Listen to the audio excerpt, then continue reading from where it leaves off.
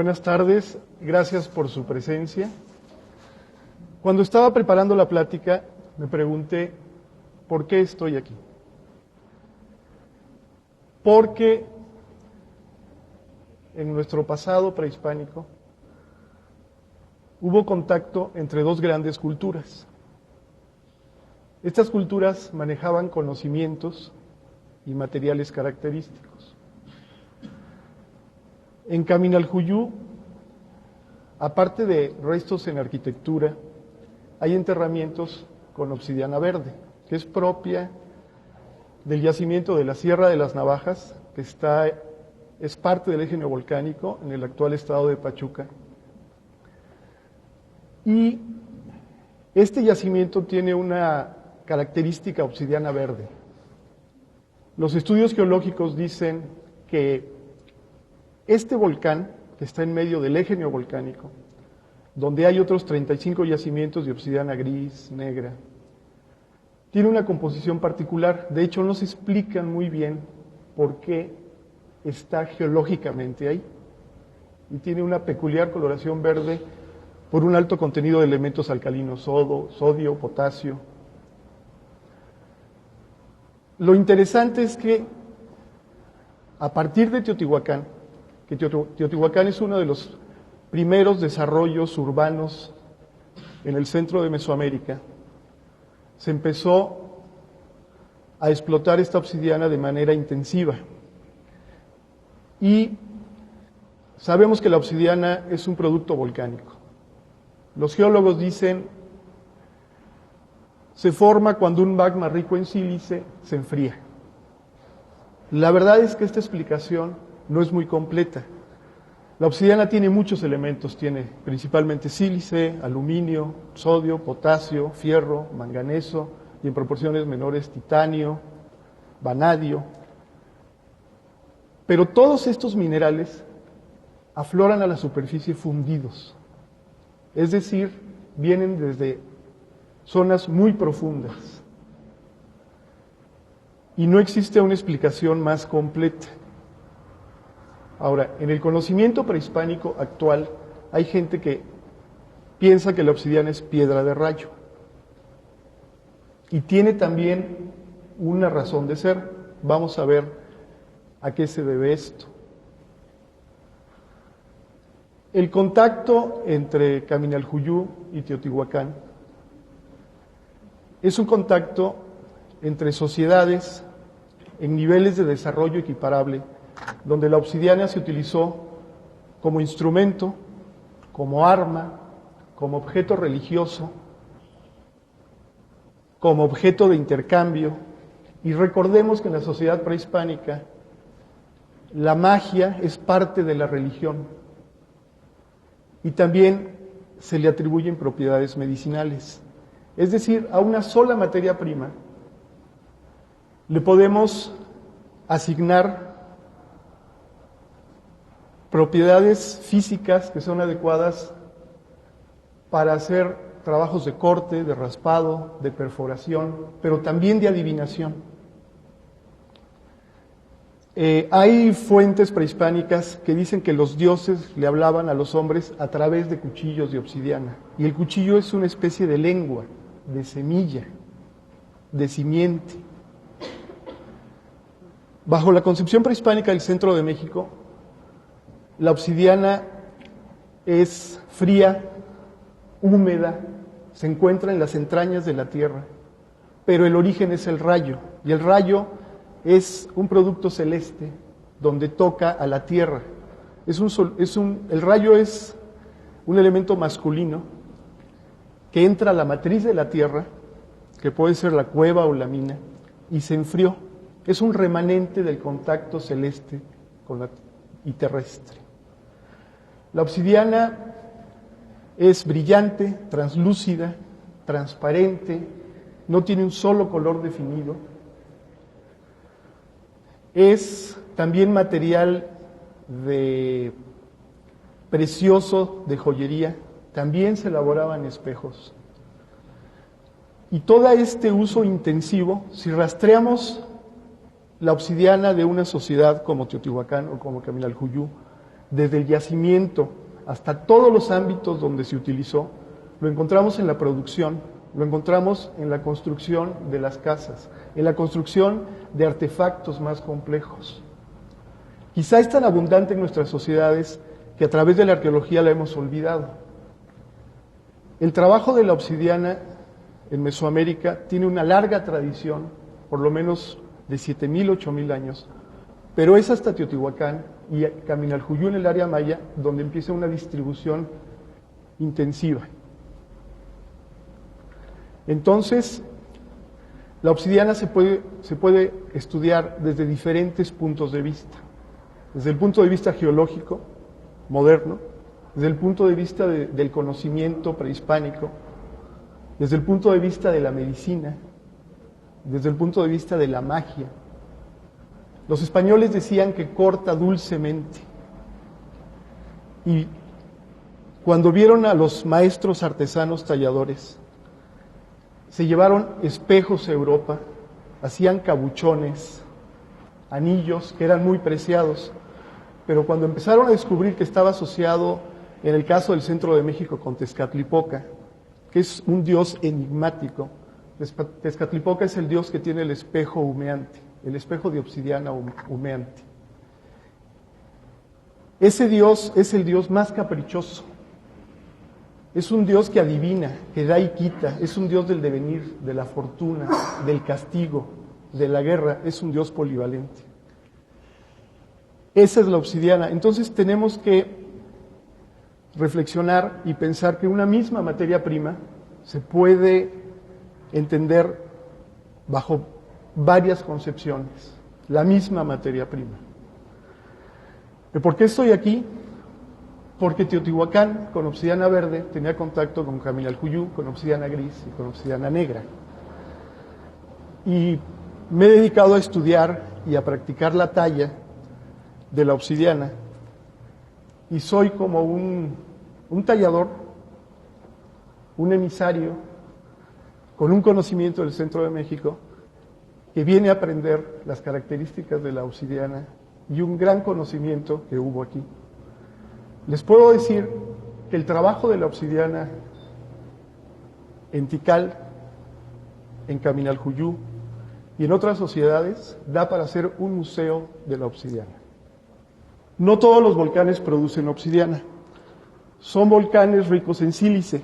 Aún sabiendo qué composición química, qué temperaturas y qué características, no podemos saber qué volcán puede producir obsidiana. Los yacimientos de obsidiana en diferentes partes del mundo son diferentes, no son iguales en condiciones de presentación, de posibilidades de explotación, características físicas de la obsidiana. Este, por ejemplo, es un yacimiento en Guadalajara, en el occidente de México. Este es un afloramiento de obsidiana gris negra en Lipari, en una isla al sur de Italia, que también fue utilizado antes de que se descubriera el metal. Pero en América el metal se descubre tarde y la obsidiana se siguió utilizando hasta entrada a la conquista, hasta el siglo XVII, XVIII. Toma formas caprichosas. Hay lugares donde la obsidiana se puede encontrar masiva, en bloques grandes, y hay lugares donde son fragmentos muy pequeños.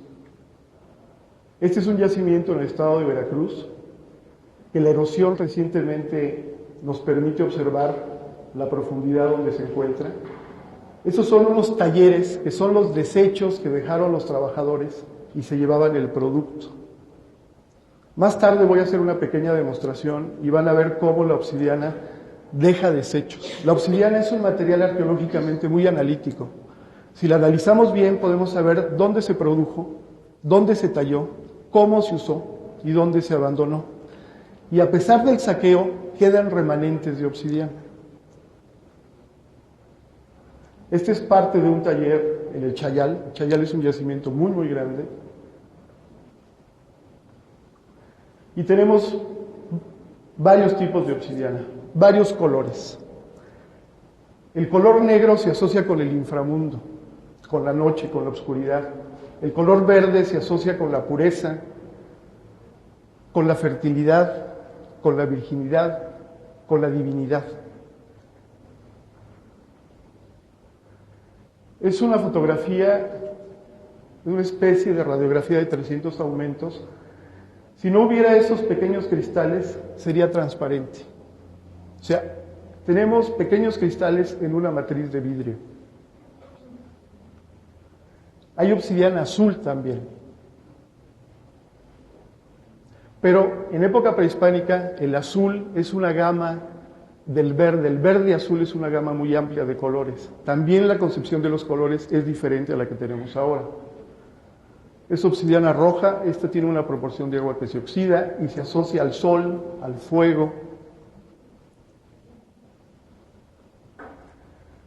La obsidiana que se llevaba a Teotihuacán, todo el mundo sabemos dónde está Teotihuacán, viene principalmente de la Sierra de las Navajas y de otro yacimiento de obsidiana negra de Otumba.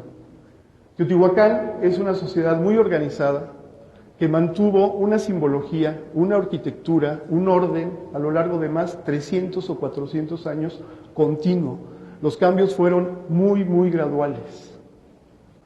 En esta parte, a 50 kilómetros, se encuentra la Sierra de las Navajas. Este es sobre la pirámide de la Luna.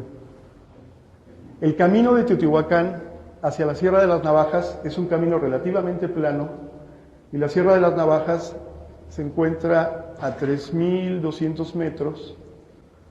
Es restos de un domo que explotó y la erupción se vino en este sentido. La erupción vino desde esta parte, toda esta loma, pero a diferencia de los yacimientos que vimos anteriormente, no se encuentra en superficie. Es necesario perforar una capa de ceniza. Este fue el domo que hizo la explosión y en este valle, a 2.000 metros, se puede hacer agricultura. Y la explotación de la obsidiana fue toda una empresa. Había mineros, talladores, cargadores. Los mineros necesitaban antorchas, cuerdas, cestas, cueros. Es toda una empresa para mantener un suministro constante de obsidiana. Este es el valle donde se asentaron las poblaciones teotihuacanas. Hoy en día es un valle fértil, con manantiales, y todas estas laderas están terraceadas. Es la población agrícola que mantenía a la población explotadora, a los mineros, a los talladores, a los cargadores. En la superficie del terreno hay restos de numerosas navajas, puntas en proceso, cuchillos, y la cerámica traída de la ciudad, pero también cerámica producida en ese lugar. Restos de asentamientos con arquitectura típica teotihuacana, que son patios hundidos, abiertos, y alrededor tienen una serie de cuartos.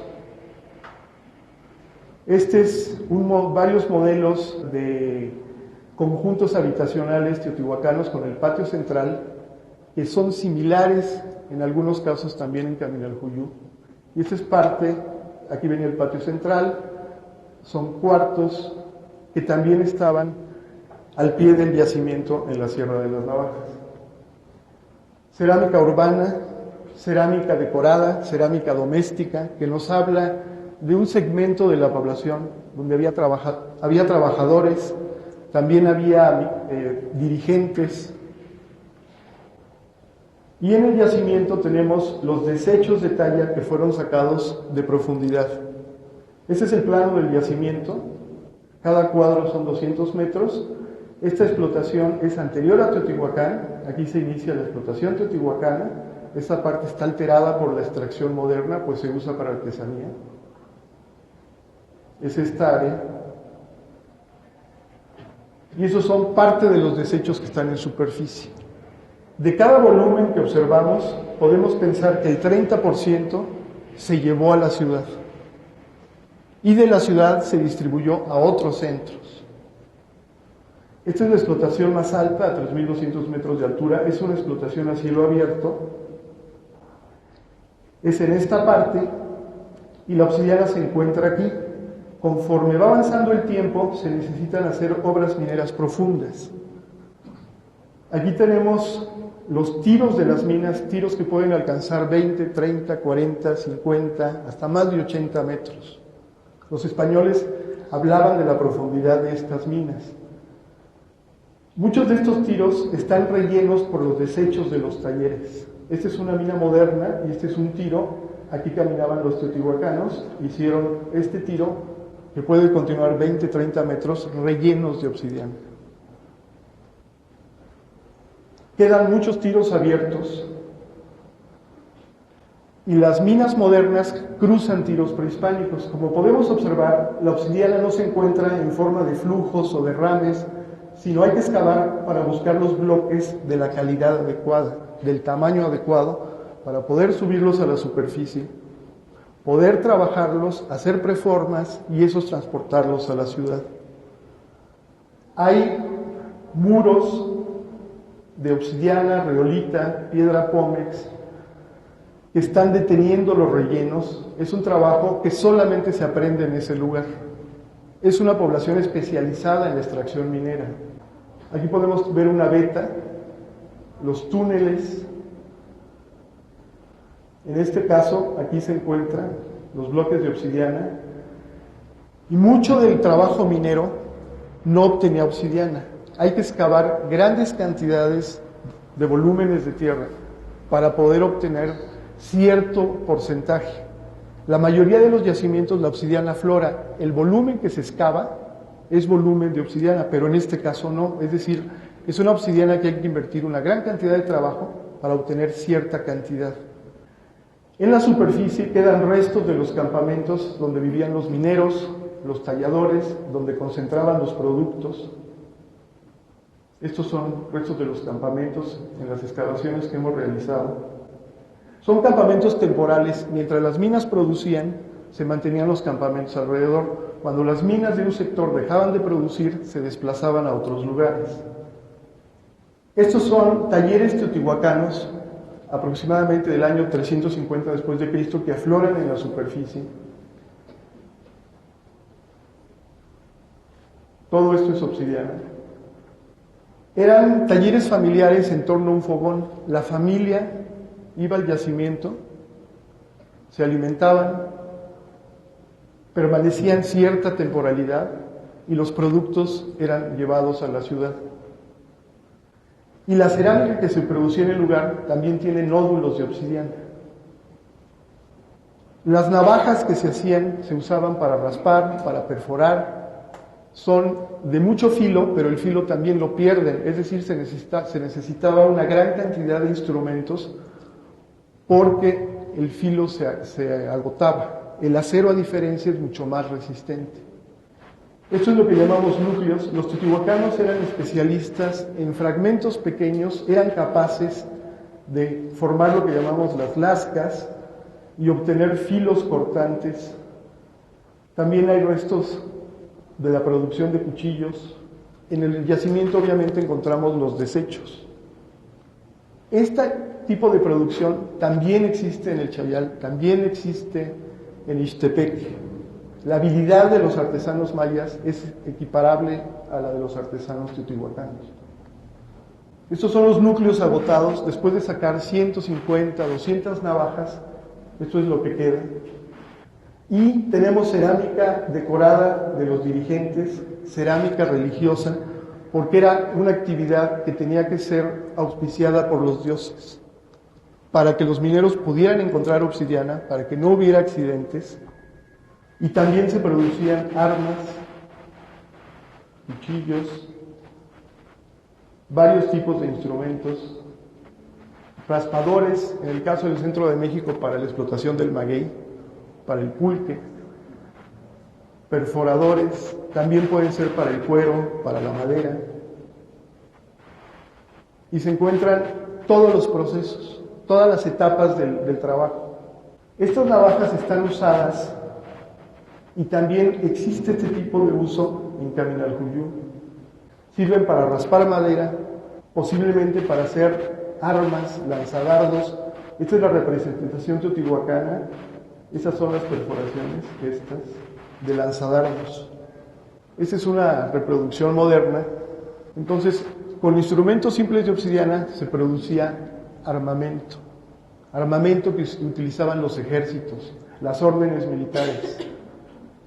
Sirve para tallar fibras, para obtener resinas, resinas como pegamento, resinas para hacer fuego. Las habitaciones más sencillas se producían también con obsidiana. Son restos de los campamentos, hornos donde preparaban su comida y se encontraban rellenos también de desechos de talla. Es decir, la producción era tan abundante que rodeaba los campamentos. Esto significa trabajo de años. Los núcleos, fragmentos de puntas, puntas en proceso. Teotihuacán distribuía obsidiana a la población productora, a la población campesina, a los artesanos.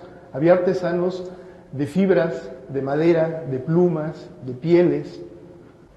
En este caso, esta punta era de obsidiana. Es el símbolo de una de las órdenes militares.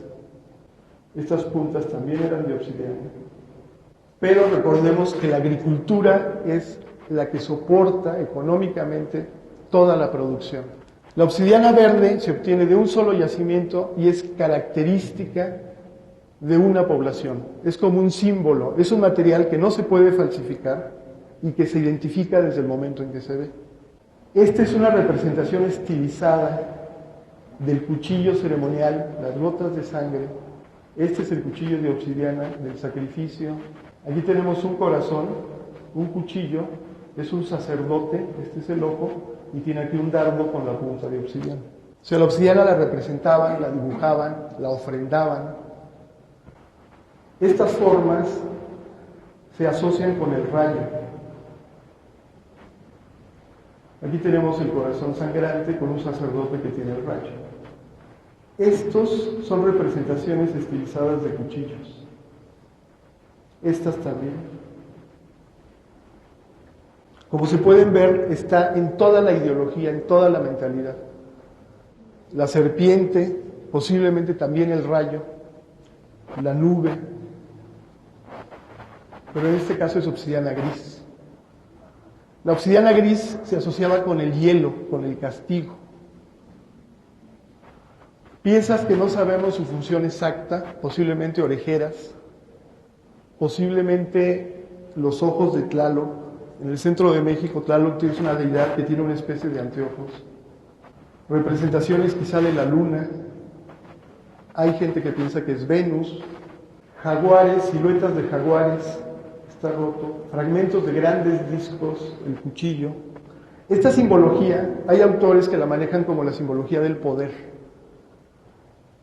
Y coexistió 400 años sin cambios. Esto habla de una estabilidad de alguna manera. Hay una ofrenda en una pirámide muy importante de Teotihuacán que tiene obsidiana verde y obsidiana gris. Esta obsidiana gris que está en proceso de estudio muy probablemente es del Chayal. También tenemos obsidiana del Chayal en Teotihuacán. Es la reconstrucción de la obsidiana del Chayal y un núcleo de plastilina. Esto significaba que había un tallador en un acto religioso importante. Esta obsidiana viene de una tumba del área maya. Había talladores que estaban produciendo navajas para que la comitiva de un entierro donara sangre. Y esas navajas se recogían y se guardaron sobre la tumba. Se puede reconstruir, se pueden armar, porque la talla también era ceremonial. Los talladores en ese caso tenían que ser hombres sagrados, hombres puros, para que las navajas no se rompieran. Posiblemente esta cuerda, aquí está el plato de sacrificios, el papel con sangre, y está la madre de un personaje importante pasándose esta cuerda con navajas por la lengua. En esta ofrenda en Teotihuacán tenemos grandes navajas verdes y grandes navajas grises con la muesca para amarrarse. Este tipo de cuentas es muy especial, de obsidiana verde, y se ha encontrado en varios entierros importantes de Caminalcuyú, de Tikal. Es una técnica muy especial que se perforaba por impacto y después por presión se recortaba. Este es 1 milímetro. En varios entierros de militares, en este caso tiene cinabrio y por eso está rojo, se han encontrado los militares con los collares de obsidiana verde. Estos militares de cierta orden eran emisarios que llegaron a Caminaljuyu, llegaron a Tikal, y en los entierros se han recuperado estas cuentas. Estas cuentas se han encontrado en por lo menos 5 o 6 sitios del área maya: Caminaljuyu, Tikal, Valberta, Los Cerritos, en la provincia de Escuintla, Izapa. Los arqueólogos tratamos de reproducir la técnica de trabajo para comprender la habilidad, el grado de destreza que se requería. Esta es la reproducción de núcleos teotihuacanos. Seguramente los emisarios llegaban al área maya con este tipo de núcleos.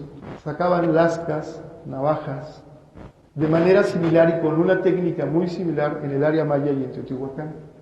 Este es el instrumental. Claro, nuestras navajas no son tan perfectas, son mucho más pequeñas. La técnica de producir estas cuentas: se hacen navajas, se parten en cuadritos, se intenta la perforación y después por presión se hacen estas cuentas y estos aros. Estas posiblemente eran lentejuelas que se cosían a la ropa. Estos son los desechos, es decir, eran los cuadritos que intentaron perforar y se rompieron. Encontramos un taller en la Sierra de las Navajas y es una técnica exclusiva para collares exclusivamente utilizados por ciertas órdenes militares. Es como una especie de insignia militar exclusiva, con una obsidiana exclusiva. También hay algunas cuentas en obsidiana gris. Esta es la técnica: se hace una navaja, se le hacen muescas para que los fragmentos sean más o menos regulares, se intenta la perforación por impacto, y si se logra, sale un cono, que es un cono de impacto.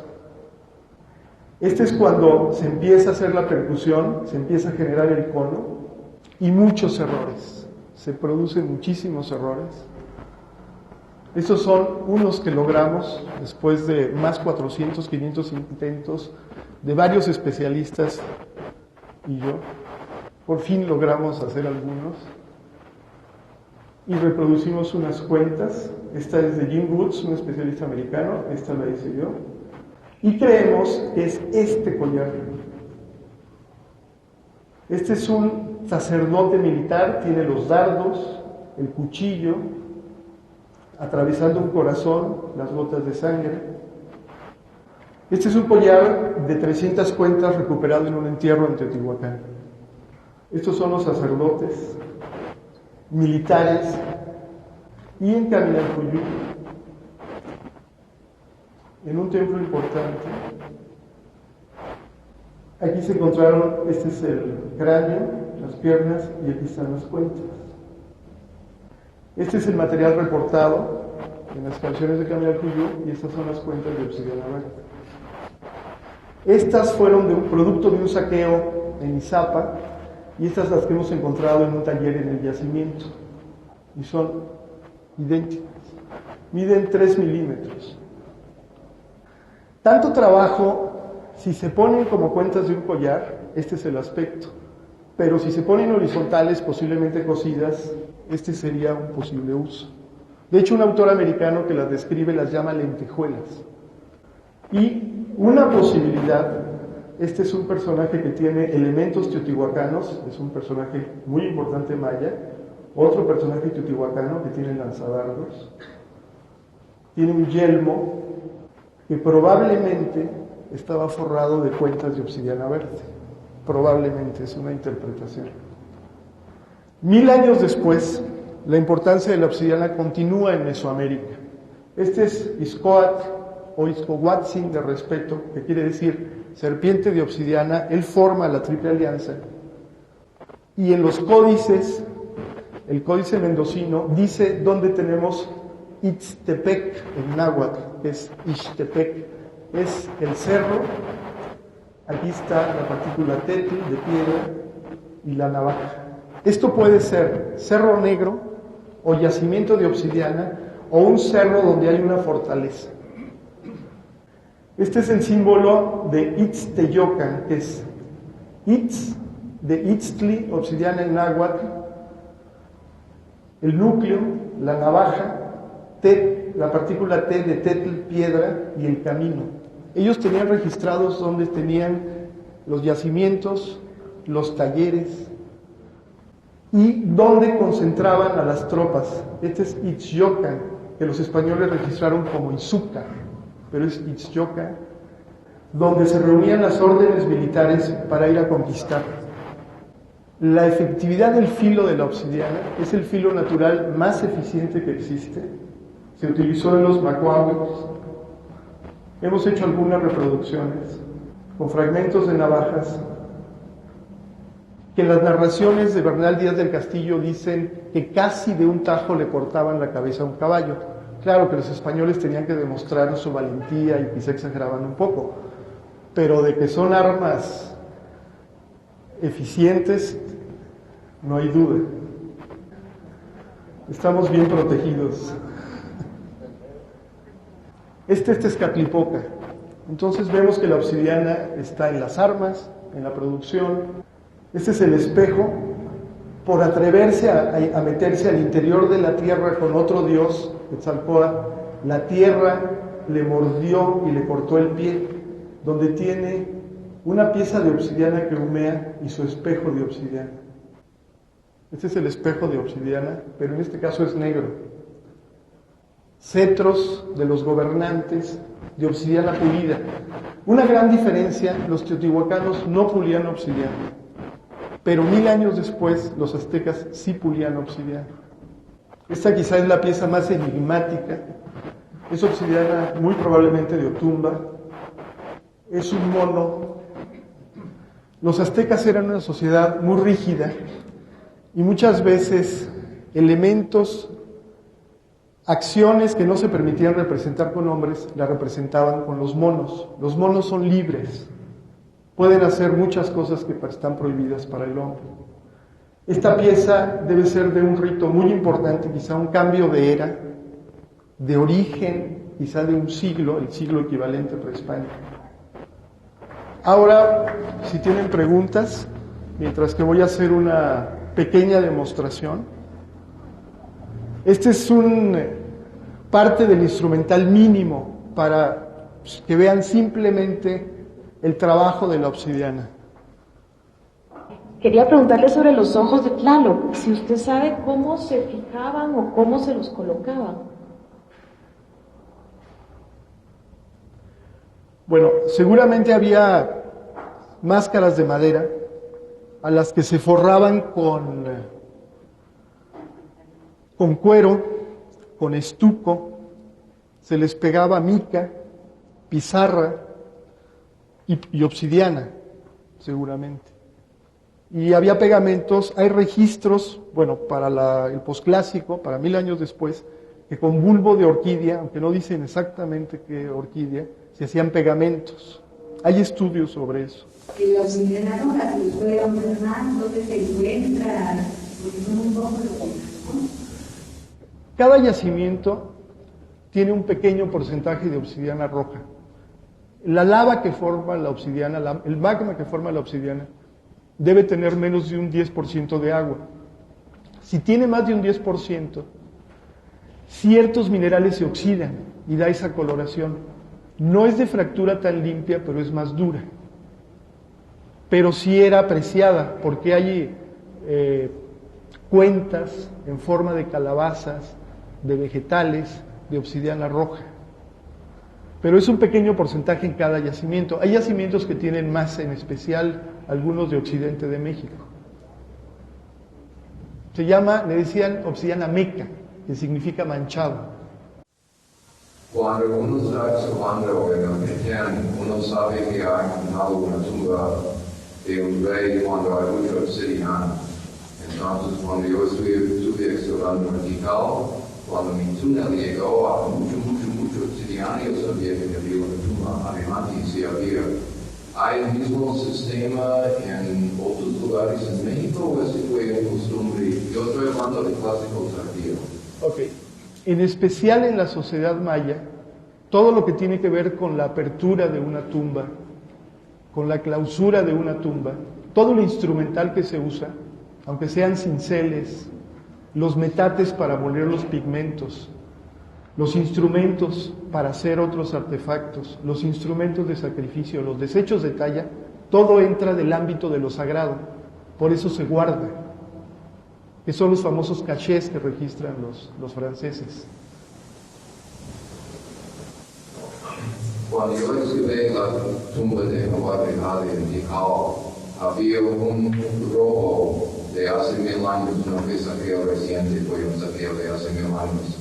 Yo casi pensé, ya está saqueado, no lo voy a excavar más, pero yo excavé como 40 centímetros más y encontré pedacitos, no en cash, pero pedacitos por todo el piso. Entonces yo sabía al encontrar eso, y si había una tumba de adelante, yo seguía excavando. Entonces no fue un montón de obsidiana, fue hecho por todos lados. Y es una costumbre indical, pero ese mismo costumbre, no en forma formal y un cash, pero sobre todo pirámide encima de tumbas. Sí, lo que pasa es que tener obsidiana en Tikal y tener a los talladores para producir instrumentos, armas, objetos religiosos, significa poderío económico.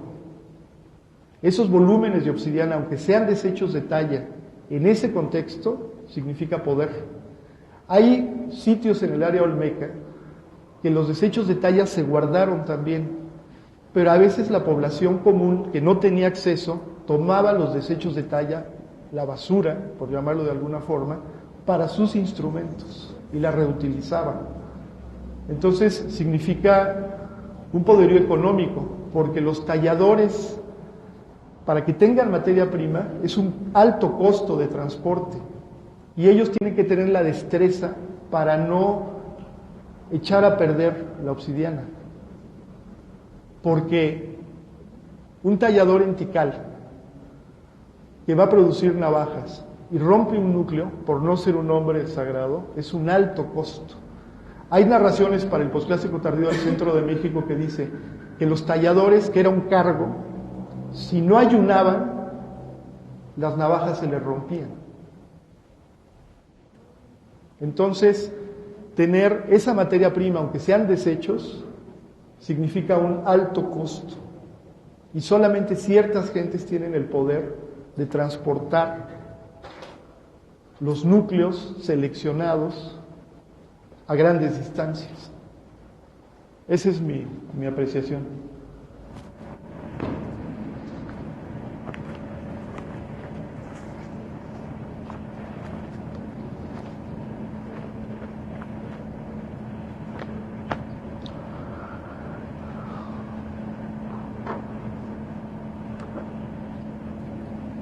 Este es un nódulo que trajimos de Ixtepec con algunos colegas que nos acompañaron.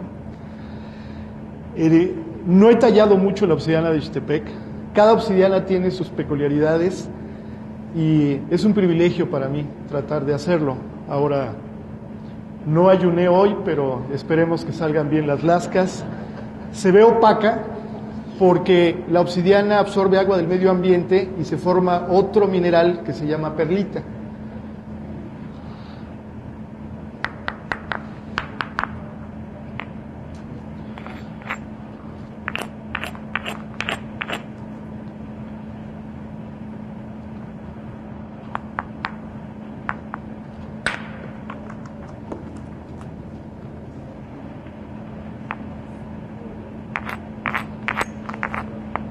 Bueno, este es un percutor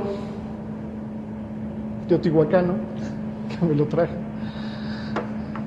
Este es un núcleo que preparé parcialmente de obsidiana de Ixtepeque y traje, quizá como los antiguos teotihuacanos, núcleos, pero de diferente calidad, todavía con córtex, con impurezas.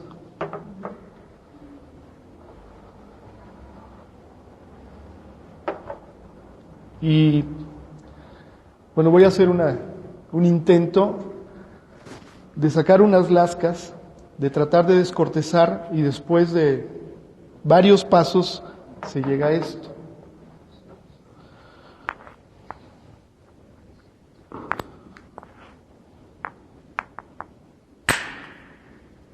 Ese era el sonido del rayo.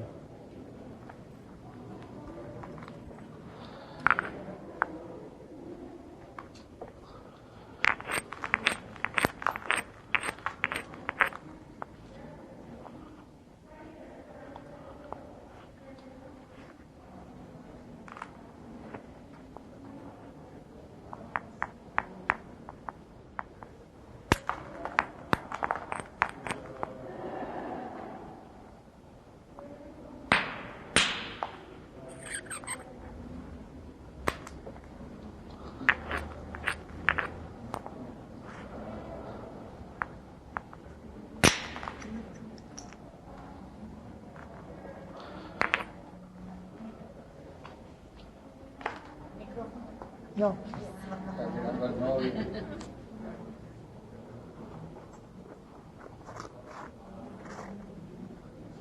O sea,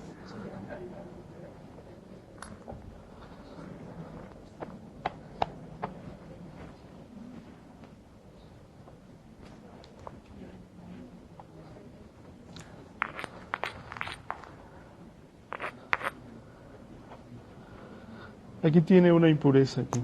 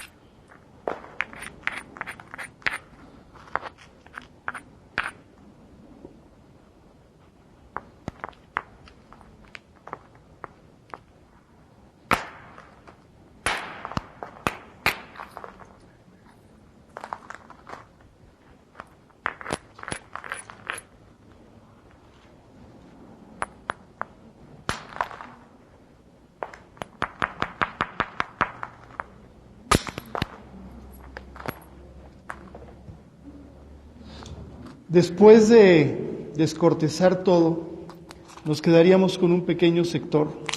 Este bloque aquí tiene una impureza interna que no es posible ver solamente tallándola, pero es de muy buena fractura, como pueden ver.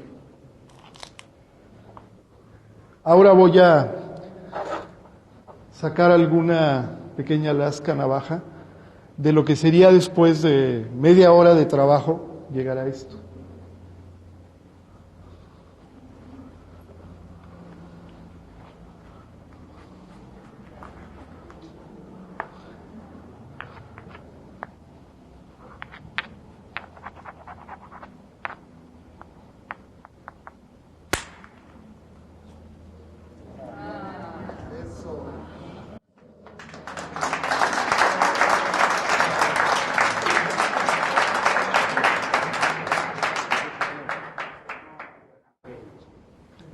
Mi cargador favorito.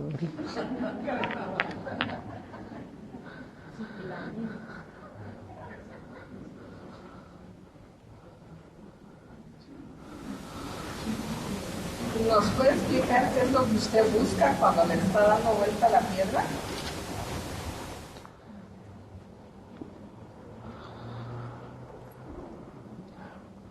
Para poder lograr una buena fractura, estas líneas, que llamamos aristas, si uno golpea sobre la arista con un ángulo menor a 90 grados, con la fuerza, no mucho, no poco, sale una lasca o navaja de filos paralelos. Ese es el principio de las navajas. Los mayas hacían navajas de 23, 24, 25 centímetros, que son de una maestría fabulosa. El largo de una navaja habla de un conocimiento y de años de trabajo y de años de utilizar materia prima. Materia prima que se tiene que traer del yacimiento, seleccionar, cargar, probar. Es como buena parte del conocimiento prehispánico se transmitía de generación en generación. No hay manera de aprender a tallar obsidiana sin echar a perder mucha obsidiana.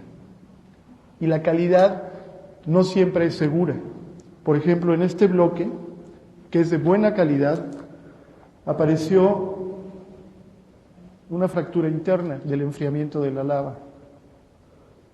Bonis, el geólogo, es el que puede explicar.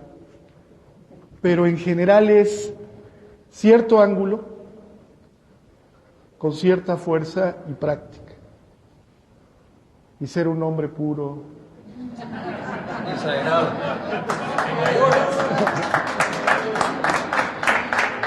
Pero esto que estoy haciendo, quizá lo hicieron hace 1000 años o más los talladores teotihuacanos con los talladores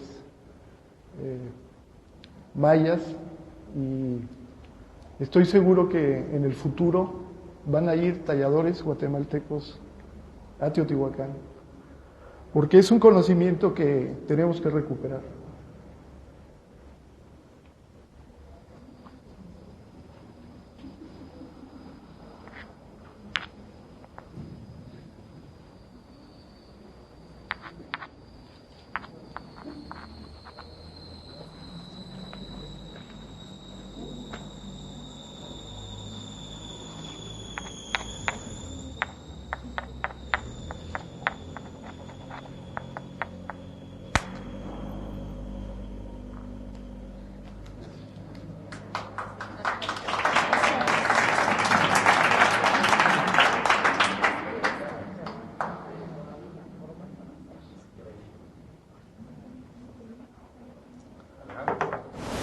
¿Hay otro sistema para sacar navaja que sea parte de la piedra?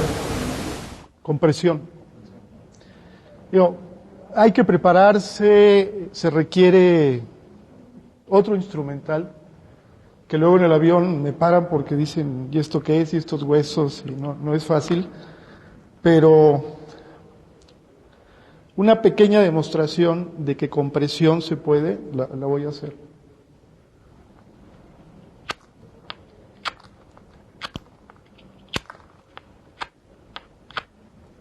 Poquito. Con un bastón con punta de hueso, presionando en el punto adecuado con la presión. Hay que practicar mucho. Yo logro sacar 2 o 3 y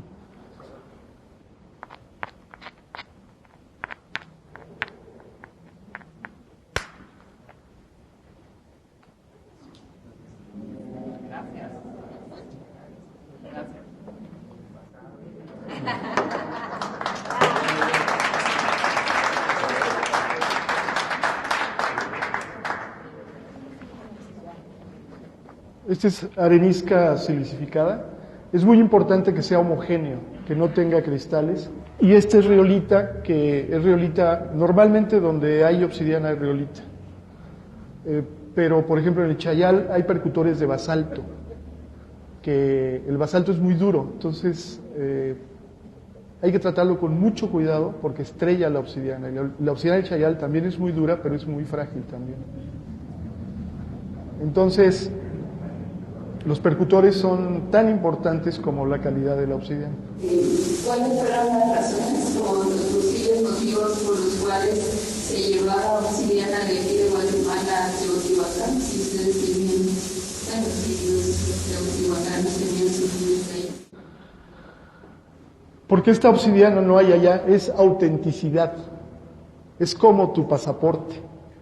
Y saberla trabajar requiere años de conocer este material. Entonces, una navaja de obsidiana elaborada en Teotihuacán, porque lo que se transportaba eran los núcleos principalmente, significa un conocimiento que viaja, una materia prima y una tradición cultural. Entonces, significa originalidad. Hay un término que utilizamos en arqueología que es bienes inalienables.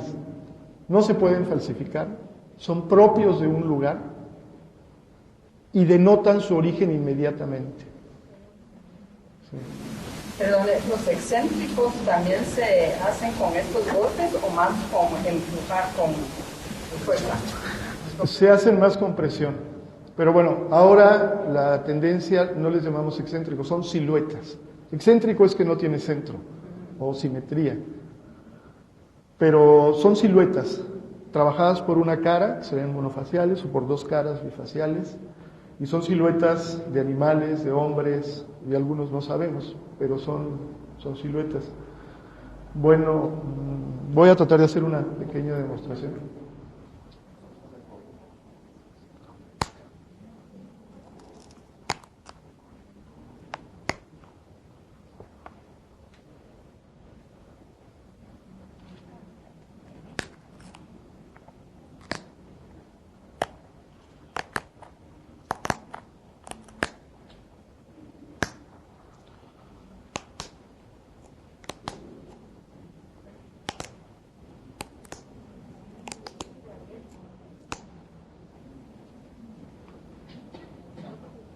Sí, 12. Así se afilaban las puntas de flecha y de los cuchillos. Otro aspecto que no mencioné